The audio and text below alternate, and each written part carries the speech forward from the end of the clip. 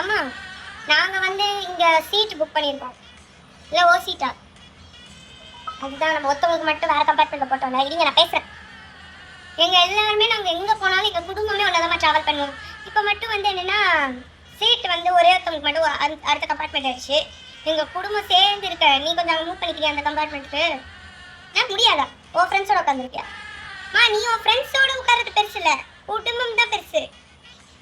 இந்த காலத்து என்ன சொல்றது, பசங்களை கொஞ்சம் கூட அட்ஜஸ்ட்மெண்ட்டே இல்லை, அட்ஜஸ்ட் பண்ண மாட்டேன்.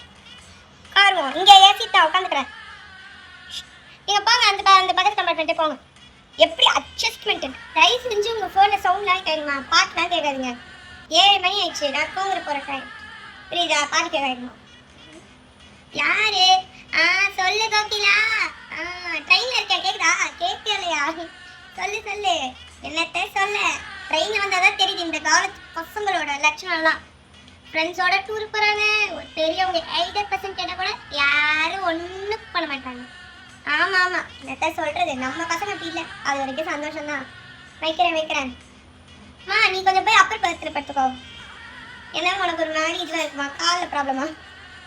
வயசான எனக்கே காலில் பிரச்சனை இல்லை, இந்த வயசுலேயே காலில் பிரச்சனை. அதான்மா பெரியவங்களை எடுத்து பேசினா இந்த மாதிரி பிரச்சனைகள்லாம் வருமா. எனக்கு தெரியாமா, நீ அப்பர் பர்த்தில் படுத்துக்கோ. நான் லோவரில் தான் படுக்க முடியும். ஆண்டி வந்து முதுகு வலி. அம்மா உன் வயசுக்கே அவன் கால் வலி, கால் ஏதோ வந்து பண்ணிட்டாங்கன்ற பிளேட்டு. இப்போ எங்களுக்குலாம் இருக்காதாம்மா, பண்ணிக்கோ. இந்த காலத்து பசங்கள்லாம்